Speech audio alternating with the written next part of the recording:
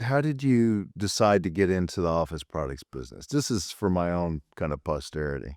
Well, I'll tell you the story, right? After a year of marriage and being on the road, I said, this is not a good way of being married. Mhm. So I left that job and I got a job with somebody who manufactured sample cases for salesmen and distributed briefcases to people like uh, Edward Don, Simon Eyes, etc. They had large sales forces. Mhm. So we made that a separate division, and that became my division. And I knew this guy because I'd helped create a catalog for him. And then we did mail order business and make briefcases. Yeah.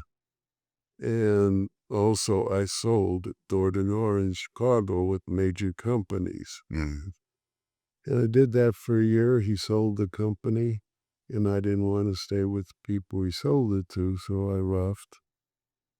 I started looking for a job, and I think I failed one of the exams. I guess I'd be a lousy employee. And I said, I want to go in business for myself. What business can I go into? So I said, well, I am selling briefcases. I can still sell some briefcases.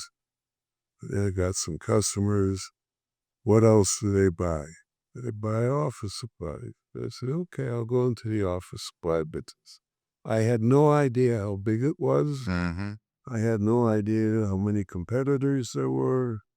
I didn't give a damn. I just said, okay, I'm going to go into it. And that's what I did. I had some business cards printed up. I put a phone in my dad's chicken store. And I went to a wholesaler, United Stationers, Sure. which used to be utility stores in Chicago. And Howard Wolf was another fabulous guy in the industry, who also, by the way, died of cancer.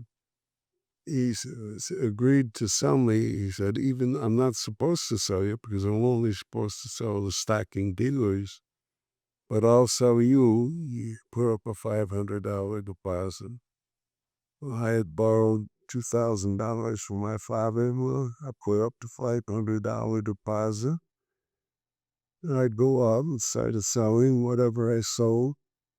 On a Monday, I'd call in on Tuesday morning at 7 o'clock and order it if you want and sell on Tuesday until about 3 o'clock. I'd go down to United Stationers, pick up the merchandise, rush back to my dad's chicken store, and where they were killing chickens, I was wrapping packages and then rushed it to United Parcel. And that's the start. That's fantastic. My Now first my first mailing, if you will, was a penny postal card. In those days, a penny postal card. I had 5 items on it. I remember there was adding machine tape. mhm. There was a mimeograph paper and some other items. And at sale prices, and I did it by hand. So, and I'm not an artist. And I sent it out to 150 people. I'd call them. They got some business for me. So, okay. And then I did a 1-page flyer. And that worked out. Then I did a 4-page, and then an 8-page, and 16-page. We had moved from when we originally I started my home when my brother Harvey joined me a year and a half later. We shoveled a ton and a half of coal out of Uncle Herb's basement. He had converted to gas. We faded it blue and pink because the old boy I had to grow. And we put in the proverbial kitchen tables.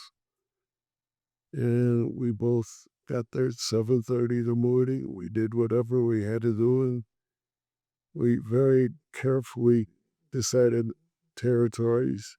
I took everything south of Madison Avenue, and he took everything north of Madison. and we were not selling. Mm-hmm. But I kept mailing. Okay. Had no intention of going into the mail order business. I thought I was just advertising. Sure. One day, we moved to a storefront over the top.